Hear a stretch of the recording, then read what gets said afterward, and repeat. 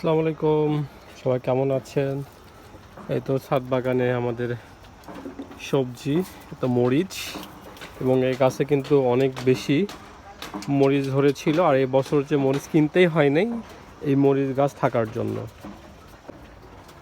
আর এই পাশে রয়েছে শশা গাছ, ইতিমধ্যে একটা শশা তোলা হয়েছে। আর এই যে অনেকগুলা কিন্তু শশার আসছে। আর ঠিক এই পাশে রয়েছে সিম গাছ, আর সিম গাছে কিন্তু মাশাআল্লাহ ভালোই সিম ধরেছে। যদিও গাছটি অনেক ছোট, এবং ছোট হোক না কেন তারপরে কিন্তু বেশ ভালোই সিম ধরেছে। আর এই পাশ থেকে যদি ধরা হয় তাহলে কিন্তু অনেক ভালোভাবে বোঝা যাবে আসলে অনেকটাই সিম ধরেছে এবার। এই পাশে রয়েছে, আর এই পাশেতে রয়েছে ব্রোকলি, বাঁধাকপি, ফুলকপি, আর এই পাশে রয়েছে টমেটো। এখানে একটা পেঁপে দেখা যাচ্ছে। এই পাশেও রয়েছে বাঁধাকপি, এই যে টমেটো অনেক সুন্দর করে ধরেছে। আর এই তো বেগুন, অনেকগুলা কিন্তু বেগুন ধরেছে। আর এগুলো কিন্তু বড়ই হবে, গাছটা প্রায় মরে গিয়েছিল, সেই মরা গাছে কিন্তু আবার নতুন করে অনেক অনেক ফুল ধরে আসছে। এই যে এখানেও কিন্তু টমেটো রয়েছে।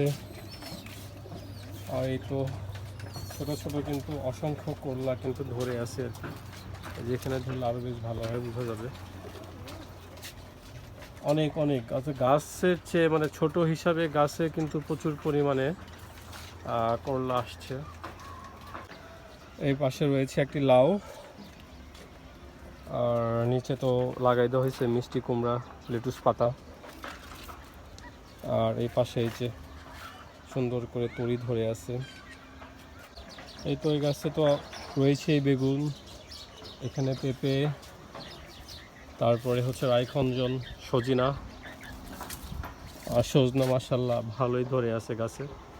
আবার ঠিক এই পাশে কর্নারে তো রয়েছে পেঁপে। আর পেঁপে কিন্তু অনেক ছোটই ছিল, আস্তে আস্তে কিন্তু বড় হচ্ছে পেঁপে। সাইজটা কিন্তু অনেক বেশ ভালোই, অনেক সুন্দর।